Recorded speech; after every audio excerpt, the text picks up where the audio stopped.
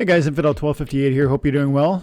Today I'm going to get into some frequently asked questions, which is an idea that I have for my channel where I've done it lots of times. If you've been here for a while, you've seen me do it a million times. But I happen to believe that there's new people coming to the channel and also new people coming to this space. We talk about Splinterlands, we talk about blockchain-based video games. We do frequently asked question videos wherein we answer questions from the comment section. I'm going to go through and I'm going to try and grab 3 different comments from 3 different videos and see what you guys are curious about. There's a lot going on right now. Land leasing, Conclave Arcana, new promo cards, black foils, new potions from land, etc., etc., etc. So let's see what you guys are talking about. If that sounds interesting, let's get into it. Otherwise, maybe check out the next video. Thanks, guys.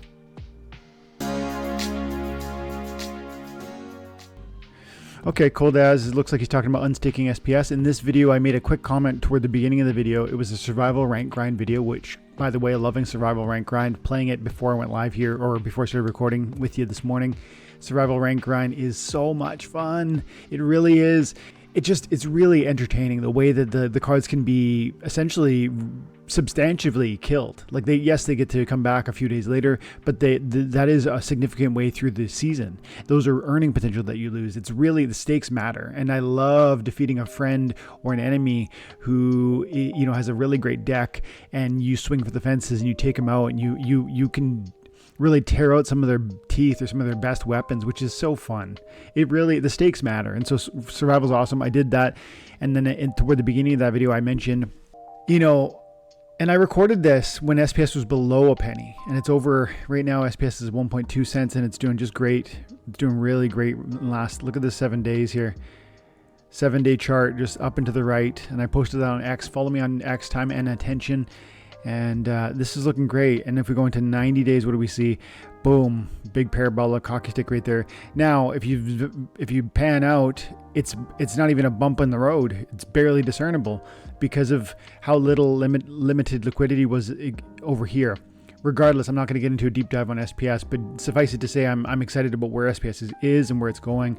It's a governance token for Splinterlands, the blockchain-based video game. You earn it by playing the game, but you also stake it, and in staking it, you can receive other rewards passively through the game or through a variety of mechanisms. And so it's a token I really believe in. I think personally, I think 5 cents is possible within the context of an altcoin bull market. Are we going to see a real altcoin bull market this season? We haven't. Things like XRP went from 50 cents to $3, but even that's only a 6x. Are we going to see some 40xers on some of these coins on the screen here? Some old grandpa coins, some old dinosaur coins like Litecoin. Are they going to have another kick at the can?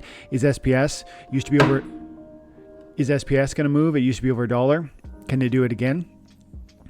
Time will tell, but I personally feel pretty confident about these tokens that I'm referencing, and that's why I follow them. I don't own them all, but I do follow them for that reason. And so I said in that video, I've got 375,000 SPS. I sometimes think about unstaking it, getting ready for what could come, because I really do believe 5 cents will be possible in the near future with SPS for a lot of reasons I'm not going to unpack here. Flywheel, growing player base, tension on DEC reaching peg, Conclave Arcana sales, etc., etc., etc. And so, I'm strong. I feel strong about 3 to 5 cents, and he looks like he mentions that. So let's see what he says. KKK, your decision on not unstaking. I'm also having those thoughts, but I think at 3 to 5 cents, I will sell some of my bags just to feel my patience has paid. I like this thought, but I want to keep reading. I will then use those funds to buy deep. I really like what you said here, Cold As, and I'm not sure if it's Cold As or Cold AZ, either way. So first off, follow this. You can know something intellectually, but then not really know it. Like, you can know that your significant other loves you, but do you need to hear it again and again and again? Yes, you do. Because there's a difference between head knowledge and heart knowledge. And in the same way, comprehending how advice on the internet should be received. Like if I say to you, I think SPS is going to go to 5 cents or to 40 cents or to $1 at some point in the future, you might intellectually understand you shouldn't just trust my words. But on a deeper level, you might actually just trust my, on a heart level, you actually might just run with what I say. And so I want you to hear me advice that I have for cold or that I have for myself isn't advice that I have for everyone. It's literally a conversation between me and this guy, and it may or may not apply to you. But I do think there's thoughtful analysis that can come from you hearing what we say about our bags, because every story is different, but every story is walking a similar journey of, I want to recognize profit. I want to recognize opportunity, both when it's red as well as when it's green, because opportunity can be on either side. And so what he's talking about, liquidating a little at 3 to 5 cents, or at some point, whether it's 3 to 5 cents in your mind, or whether it's 10 cents, maybe in my mind, or maybe it's even 40 cents. You got to make those fundamental thoughts. And it's not just about SPS, it's about any token. You make those lines in the sand where you go, if we get there, then I would. And you then got to hold yourself to it. Because by the way, if we surge right now from over the last, let's say 90 days, SPS has been half a penny. 90 days ago, like half a penny. 90 days back there, we're at 0.6 of a penny. That's nearly half a penny. And now we're double in the last 90 days, last 80 days probably. If we now go to 3 cents or 5 cents in the next week, which is possible, it's actually genuinely possible with a coin like this, with a market cap this small, it absolutely is. And for lots of reasons that I won't fully unpack here, but fundamental considerations could bring that to pass. So Cold says he'd liquidate some at 3, but then that's a plan. That's a thought. It needs to become a plan. And it's fine if that's your target, that's your line in the sand. It's got to be your line in the sand. It shouldn't be mine. It shouldn't be Cold. It shouldn't be, right? If we make it to 3 and he liquidates some, and it happens in the next week, that energy, that exuberance might lead us to 10 in a relatively short period of time. It's possible. I'm not saying that's certain. I'm saying it's possible. Would somebody in his position have made a mistake for selling at 3 when it makes it to 10? Think about that for a second. If you sell your token that you believe in for 3 cents, and then it goes to 10 cents, did you lose something? Did you suffer a loss? Did you make a mistake? That's the conversation we're having. And I'm hoping you all see this, because whether it's SPS, XRP, Bitcoin, or wherever, you got to have the same approach where you draw lines in the sand and you say, I would sell, I would take profit. I would go to, maybe you want to get into stable coins so you can be ready to buy a future dip. Maybe you want to move into another token altogether and watch your 10x become a 10x, because you can watch one coin go from, half a penny to 5 cents. That would be a 10x with SPS. And then maybe you move from 5 cents SPS into some other token that 10x's, and that's a 10x of your 10x. Even if SPS went to 10 cents and you see, moving from one thing to another, taking profits at a certain moment can allow you to leverage into a bigger move.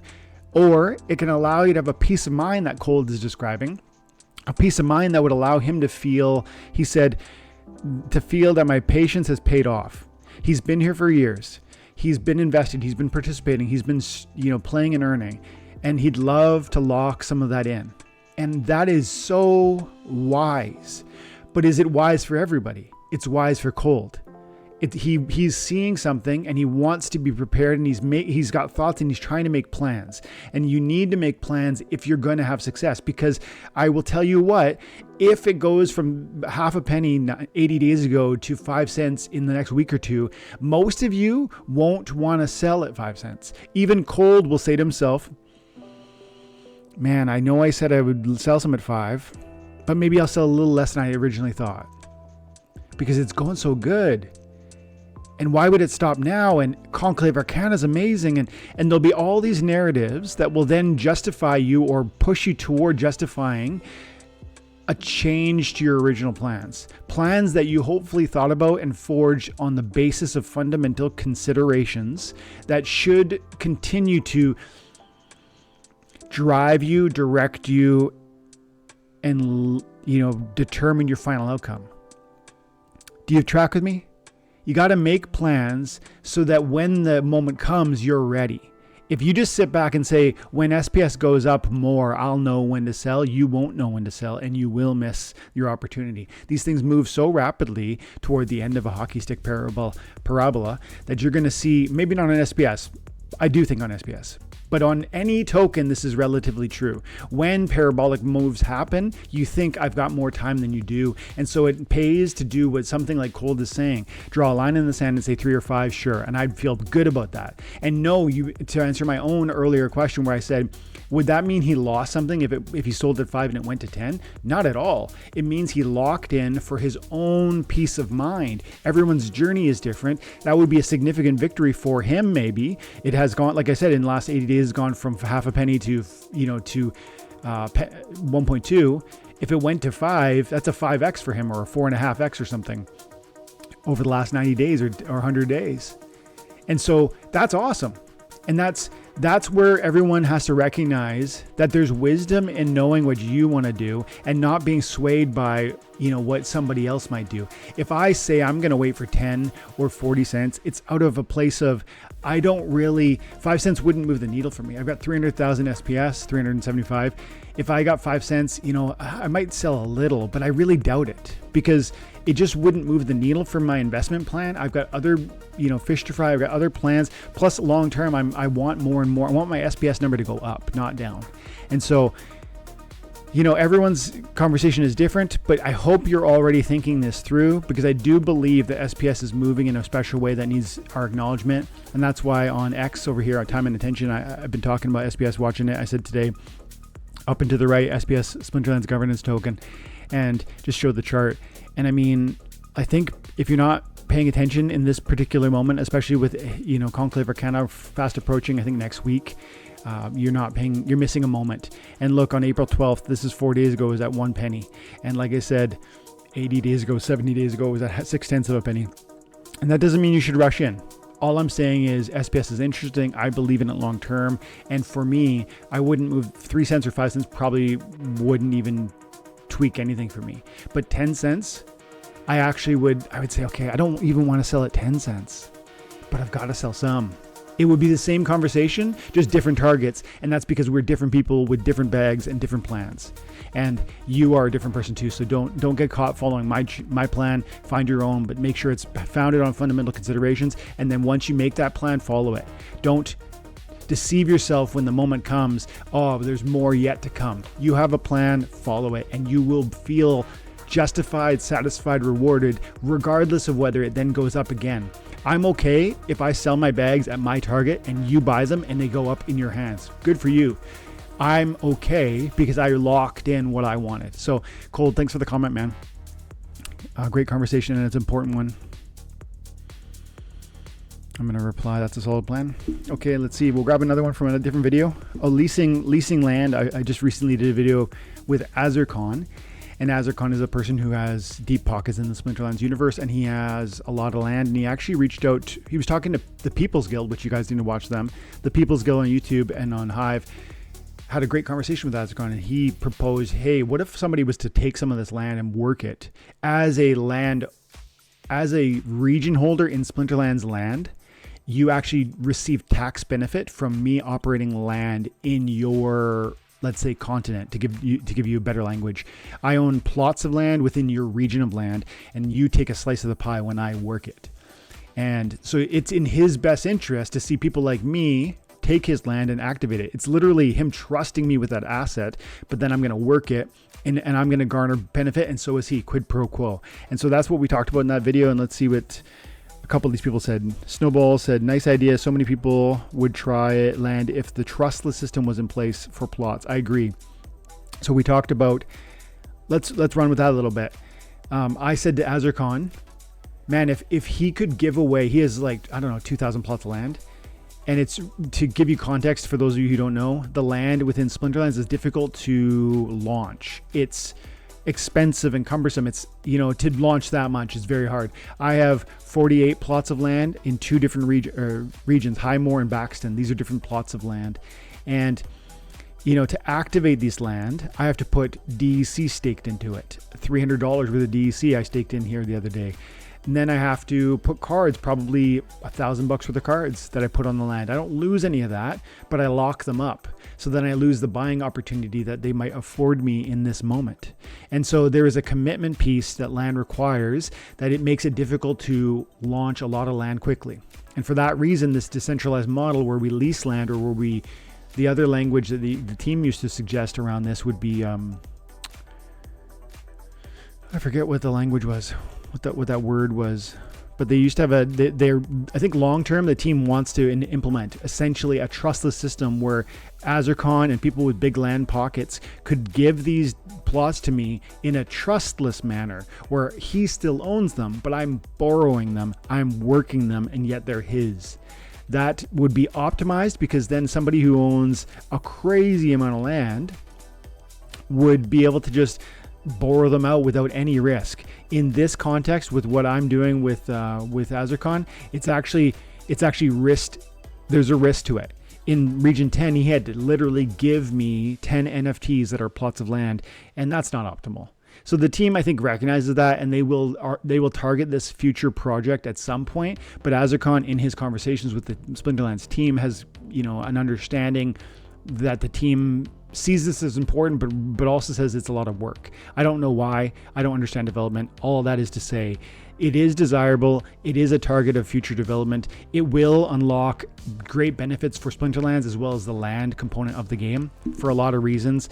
Because as we activate more plots of land, we will lock up cards, we will lock up DEC, and those are good things for the tokenomics of this game. And so it's a great target, and you're right, commenter. I do think it would be something that would move the needle, let's say, if this trustless system was made possible.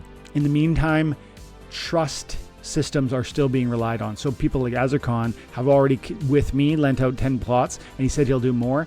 Also, I think he's set up some other, let's just say some other people. I'm not going to name names, but some other people. And so, trust can be a mechanism to grease the wheels of this process, and I think that would be good for the game as well. But long term, we need to move towards trustless systems, so that people across the internet who don't know each other and never will can go into business with one another. I can give you my access to my plot of land without wondering if you return it, and that's the ultimate goal. So yeah, thank you, Azercon, again for that trust. I'm going to make sure we do that right. And guys, follow my journey with respect to my land leasing. I'll keep you guys informed of the next 6 months with how that's going, and how that's growing, hopefully. Okay, let's grab one more comment from one more video. Riff, this is not going to count, but Riff Summoner, I love it. Splinterland billionaires are coming. I think he's right. I honestly do. It's going to be crazy. Like when I look at people like Azercon or Yabat Matt or some of these whales with these crazy pockets, and you go, some of them have 10 million SPS, or, and you can look at the rich list on Peak Monsters for different things. If you want to come in here, you go into Explore and you go rich list. Is it top holders rich list? And then you can search total SPS or DEC. Look at this. Let's find Brave Tofu, who's got 45 million DEC on his main account, and maybe he has other accounts. On the DEC distribution, as we look, Brave Tofu has 51, almost 52 million SPS. That's crazy. So again, circle back to the first conversation. We go to 5 cents on SPS. A guy like that, do that math, guys. Let's do that quickly. 52 million right there times 0.05. $2.6 million. That is so crazy, it almost feels like a typo. Do you understand? Do you understand how crazy that is? That a video game governance token might literally, that would be essentially a 10x for this man over the last 90 days. Because if we went to 5 cents in the short order, that would be $2.6 million for the game token that he gets from playing a game that I happen to know this man loves. He is covering it all the time on X. You should follow him. So that's why I think, to me, with my bags and my journey, and then Cold has his journey and Tofu has his journey, and every one of us is in a different place, and so different targets make sense for different people. The question is, will we realize them now or later, or maybe even never? To me, I think it's a question of now or later. I don't really give too much credence to never, because the team is so amazing and the content is so amazing. So yeah, that's exciting though. Dehoda, thanks man. I'm loving your energy back into the game, Dwayne. When can I come back and hang? Absolutely, bro. ASAP. Let's just put that ASAP. Let's talk. I'll send a message on Discord. Thanks, Dakota. Firebolts. Looks like there might be criticism here. Let's look at this one. So this was a video where I talked about massive starter pack sales. And let me get my frame of mind there. Conclave starter pack expected sales. Okay, so I think I talked about how many starter packs would probably move in the context. Starter packs are a different type of pack from Splinterlands, Conclave Arcana. So starter packs are this type of pack that have, most packs have 5 cards in them. Starter packs will cost 1,000 DC or $1 in credits, and they'll have 5 cards in them. That's a significant reduction in purchase price because they have only common and rare cards. They don't have any chance for epic or legendary. They don't have any chance for gold foil. And so because of those sort of reduced functionality and utility, they end up costing a lot less. I think they're going to have a real impact on the meta of the game because it's going to unlock, I think it's actually, I did the math wrong in that video, by the way. I know this. It's 24 commons and 29 rares in those packs. And so that amounts to 53. I said 63. That amounts to 53 of the set's cards. 53 of the 82 cards in this set are going to be either common or rare. And so my point in the video was a huge proportion. It's like almost 2/3, I think, of the cards in this set are going to be available in the common and rare, meaning in the context of the starter pack. And therefore, buying cheap starter packs to really juice up what you're doing and how you're performing in the context of Splinterlands, rank performance, modern, wild, survival, land, wherever, these things are going to matter. And I didn't even talk about how these cards are going to be functional on your battle wagons and how that's going to produce airdrop points. And so I think these are really fundamentally an amazing deal, and I think a lot of people will buy them. Plus they go on sale and they remain on sale until the release of the next major set, which transforms how many are possible. And for all those reasons, I really stand by the fact that I think Conclave Arcana starter packs in particular will sell many, many units. And so I said that, and Firebolt said, while I believe that this set will be one of the most difficult sets to max out, especially because Splinterlands are burning packs, a one in a lifetime Archon who summons a certain race, this set is meant for people who have been hanging on to Splinterlands vision, which is great. Okay, I love that comment. It's not where I thought you were going. And so I'm a little caught off guard by some of the content in there. I'm going to read that one more time. So you're talking about how it's going to be a difficult set to max out, particularly with the epics and legendaries. I think what we'll ultimately have to do, in the video I didn't really focus on this, but I mentioned this, we're going to have to go to the marketplace. If you want to buy packs until you get a full legendary set for Conclave, you're gonna have to buy thousands and thousands and thousands of packs. I think it's over 10,000 packs, and same for epics. And so that's crazy, and most people won't do that. And so for that reason, I think a lot of people are going to go selectively purchase either legendary packs, which give you one legendary in every pack, or they're going to go to the marketplace and they're going to buy legendaries off the marketplace, so that they can fill out that piece of their set more rapidly, because legendaries are always the best. And so you want to make sure that's full. And then of course you want your commons and your rares as well, and your epics as well. But I do think there are different pathways to the end product of having a max Conclave set. And yet he's right. It is difficult. It's going to be difficult. It's going to be expensive. And then the pack burning, I think, is a great thing. Referencing the pack burning, this is like a mechanism by which the packs will delete after the sale is ongoing. So it's like every day a certain amount of packs, if they're not sold, they get deleted every day until the end of that essentially gives us a finish line for when Conclave will be done.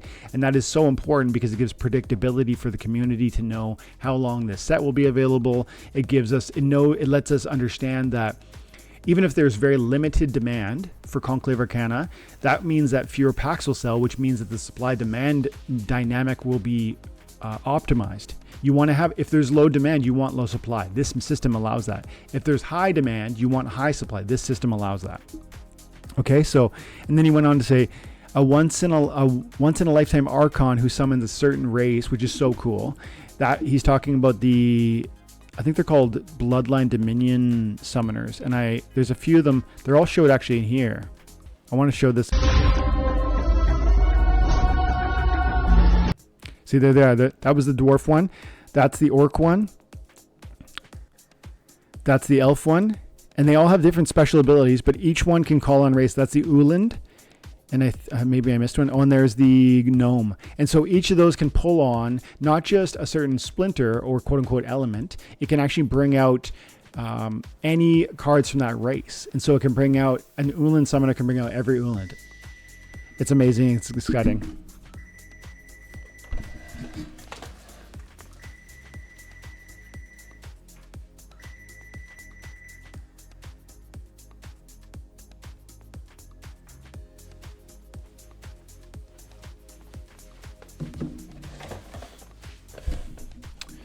Okay, I'm going to cut this one short because I can see my family trying to get a hold of me.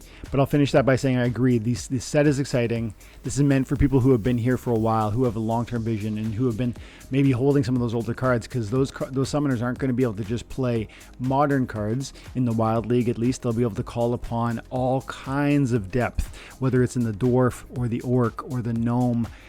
Race or dominion. And so for those reasons, those cards can be powerful. And I think Conclave is uniquely exciting for a lot of reasons. I think you particularly want to pay attention until the pre-sale becomes, because there's fireworks. And by the way, Splinterlands Town Hall Influencer Edition is happening on the 21st. Is it 20? No, it's Thursday. It's tomorrow. Tomorrow night, there's a Influencer Town Hall, which I'm a part of, by the way. So come hang out. You'll see myself, Bulldog. Who else? I think it's Aftersound and Jangles, I think. And so go check out the Discord and you'll find actually I'll pull it up before I close. Splinterlands. And we go events. Town Hall Special Edition tomorrow at 8 p.m. Pacific Standard Time. Or 5 p.m. Eastern Standard Time. It says come be a part of the Town Hall with the team and some special guests. We'll be discussing an upcoming Conclave Arcana release with some juicy details. In fact, there are, I'll tell you that you're going to see some special influencers being on that one. So come hang out with me and we're going to chat about some amazing stuff. It'll be so much fun. All right, I'm going to leave you there, guys. Thanks so much for your time and attention. I hope you're having an amazing day. God bless.